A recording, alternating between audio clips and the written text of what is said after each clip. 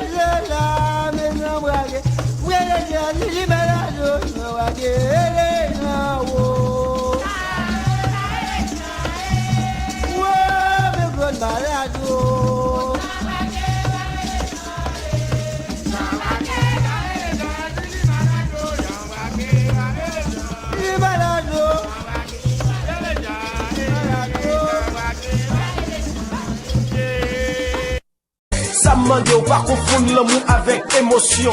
Qu'aime c'est pour vous, ça fait me choisir, traiter avec précaution.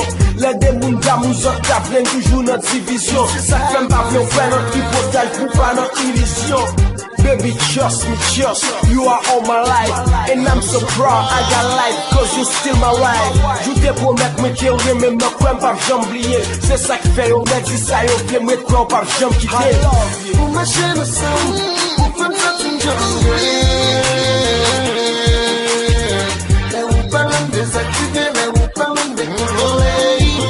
Mais friend, baby, pour ma chaîne au sang, pour faire ça, tu me parlez de désactiver, mais vous parlez de contrôler. Mais friend, baby.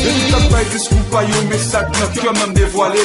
Le monde pour incontrôlable et la place tout en est allé. Plus au cas ouais pas de raison pour occuper mon cap palais. Ça mande ou pas confondre l'amour avec émotion. Qu'aime c'est pour vous, ça fait me choisir, traiter avec précaution.